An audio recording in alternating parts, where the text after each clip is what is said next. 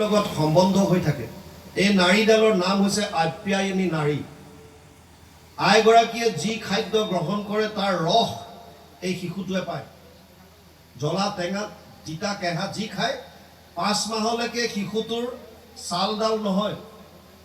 আপোনালোকে গৰ্ভৱতী মহিলাই গ্ৰহণ কৰা সেই ৰস যদি জ্বলা হয়, যদি টেঙা হয়, তাৰ ৰসটো পৰি শিশুটোৱে গৰ্ভত চিঞৰি থাকে, বহু অভিময়া দৃষ্টা ধাৰম পৃথক পৃথক গৰ্ভবাস মহাদুঃখ ত্ৰাহিমাম মধুসূদন।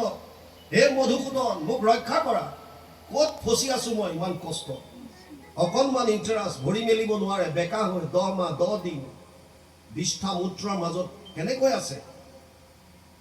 আৰু 5টা জ্ঞানেন্দ্ৰিয়ৰ দ্বাৰা আইগৰাকীয়ে যিমান জ্ঞান আহৰণ কৰে, আমি যিমানেই ডিগ্ৰী নলওঁ কিয়, প্ৰত্যেকটো ডিগ্ৰী লোৱাৰ কাৰণে 5টাই মাত্ৰ জ্ঞানেন্দ্ৰিয় দিছে। এইকেইটাৰ পৰাই ল'ব লাগিব: শ্ৰোত্ৰ, নেত্ৰ, জিহ্বা, ঘ্ৰাণ আৰু চৰ্ম। বছ 5টা।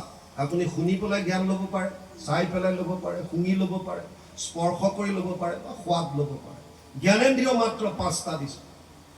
গৰ্ভৱতী মহিলাগৰাকী 5টা জ্ঞানেন্দ্ৰিয়ৰ দ্বাৰা যি জ্ঞান আহৰণ কৰিব, তাৰ প্ৰত্যেকটো বস্তু গৰ্ভত থকা শিশুটোৱে পায়, প্ৰভাৱ তাৰ ওপৰত বিস্তাৰ কৰে। ইয়াৰ উদাহৰণ অভিমন্যু। অৰ্জুনে সুভদ্ৰাক কৈছিল চক্ৰবেহুত কেনেকৈ সোমাব লাগে। ওলাই অহাৰ সময়খিনি কৈ থাকোঁতে টোপনি গ'ল মাক, গতিকে সন্তানটোৱে গম নাপালে। ইয়াৰ উদাহৰণ অষ্টবক্ৰ, জনকৰ গুৰু। এই চব গৰ্ভত প্ৰিপেয়াৰ হৈ আহিছে। এতিয়াও বহু সন্তান আছে 2-3 বছৰ বয়সত ধুনীয়াকৈ সংস্কৃত ক'ব পাৰে, কোনোবাই ভালকৈ বিজ্ঞানৰ ওপৰত লেকচাৰ দিব পাৰে, কোনোবাই সংগীতৰ ক্ষেত্ৰত বহুত আগবাঢ়িছে। কেনেকৈ সম্ভৱ? আগৰ জন্ম সংস্কাৰ পাই আহিছে। মাকৰ গৰ্ভত কিছুমান পাইছে, মাকৰ পৰা কিছুমান পাইছে। এই 10 মাহ 10 দিন আইগৰাকীয়ে কি কৰিছে বহুত ডিপেণ্ড কৰে ল'ৰাটোৰ ওপৰত।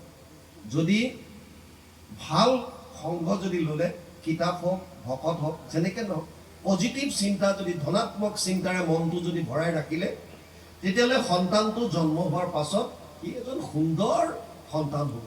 তাৰ বিপৰীতে যদি টিভিত শাহু বোৱাৰী কাজিয়া চাই থাকে, সন্দেহা সন্দেহী গিৰিয়েক ঘৈণীয়েকৰ চাই থাকে, ফাইটিং চাই থাকে, তেতিয়াহ'লে কোনো লাভ নহ'ব। সেইকাৰণে এই কথাকেইটা ইয়াত আহিল। এয়া প্ৰহ্লাদে মাকৰ গৰ্ভত থাকোঁতেই নাৰদৰ পৰা ভাগৱত ধৰ্ম শুনিছিল। এতিয়া দৈত্য শিশুক কোৱা আৰম্ভ কৰিছে। প্ৰথম উপদেশ দিছে, দুৰ্লভ মনুষ্য জন্ম যিটো পায়া বুদ্ধিমন্ত যেবে হয়, কুমাৰ কালত হোৱা একমত ভকতি কাছৰ। প্ৰথম আৰম্ভ কৰিছে কি, মানুহৰ শৰীৰ পোৱাটো দুৰ্লভ। 84 লাখ যোনি ভ্ৰমণ কৰাৰ পাছত আমি এইটো শৰীৰ পাইছোঁ।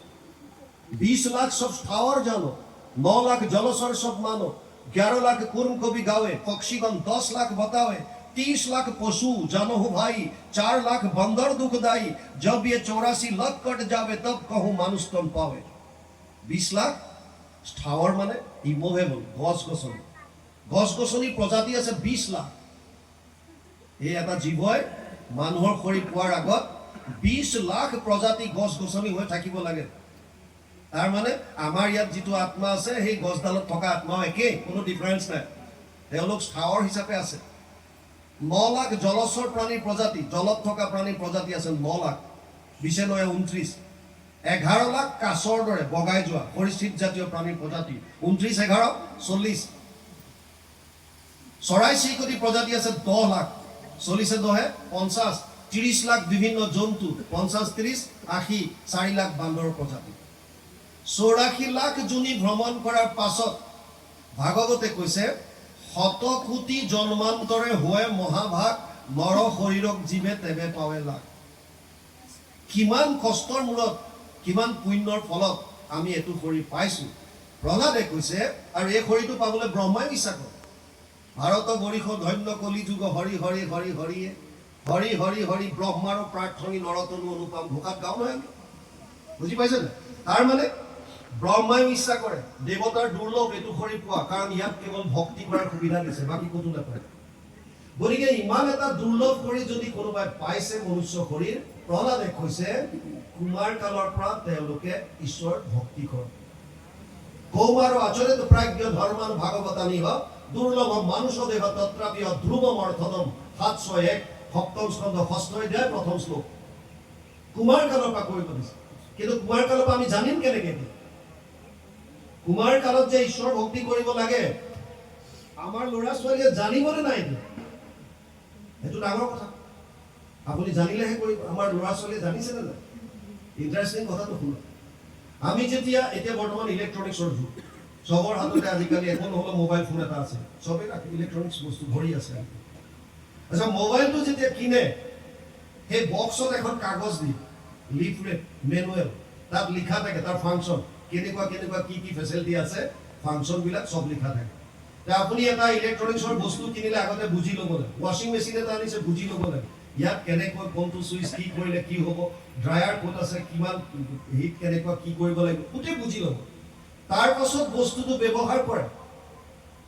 সাধাৰণ এটা বজাৰৰ বস্তু কিনি আনি তাক কেনেকৈ ব্যৱহাৰ কৰিব লাগে তাৰ কাৰণে 10 বাৰ বুজি লওঁ, দোকানীৰ পৰা বুজো, নিজে পঢ়ি চাওঁ।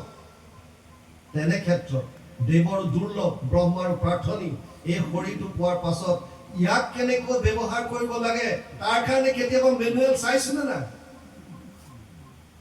আৰু যদি চাইছো কেতিয়া? 60 বছৰ বয়সত, চাকৰিৰ পৰা ৰিটায়াৰ হোৱাৰ পাছত। ঘৰত থাকিলে কেং কেঙাই থাকে, যা বুঢ়া হে পুথি পঢ়াত আছে তালৈকে ওলাই যায়, ঘৰত এনে মিছা মিছি তেতিয়া আহিছো আকবাৰ। ল'ৰা ছোৱালীখিনি আহিছেনে নাই? যেতিয়া তেওঁলোকে জীৱনৰ আৰম্ভ কৰিছে সেই সময়ত মেনুৱেল পঢ়িছেনে নাই? মেনুৱেল কি? শাস্ত্ৰৰ উত্তম, বাছ চবেই জানে। শাস্ত্ৰৰ উত্তম গীতা ভাগৱত। ভাগৱতৰ ওপৰতে ভিত্তি কৰি গুৰুজনে কীৰ্তন কৰিব পৰাকৈ আমাক আনি দিছে। কীৰ্তন 10ম স্কন্ধ, 10ম আৰু ৰত্নাৱলী কমপ্লিট। বিষ্ণুপুৰী সন্যাসীয়ে ভাগৱতৰ ভক্তি মাৰ্গৰ লগত জড়িত শ্লোকখিনিকে ৰত্ন নাম দি পেলাই ভক্তি ৰত্নাৱলী কৰিছে। মাধৱ পুৰুষে অনুবাদ কৰিছে গুৰুৰ আজ্ঞাত। আৰু ঘোষা মাধৱ পুৰুষে কৈছে, মই সমস্ত শাস্ত্ৰ মন্থন কৰি যি সাৰ পালো তোমাৰ পৰা, অৰ্থাৎ গুৰুৰ পৰা যিখিনি উপলব্ধি কৰিলো জ্ঞান আৰু মোৰ আত্ম উপলব্ধি যিখিনি পালো সমস্তখিনি ঘোষাত থলো। গতিকে ঘোষা যদি কীৰ্তন 10ম ঘোষা ৰত্নাৱলী বা গীতা ভাগৱত আমাৰ যদি ল'ৰা ছোৱালীয়ে অধ্যয়ন কৰে তেতিয়া জীৱনৰ মাৰ্গটো পাব। আৰু বৰ্তমান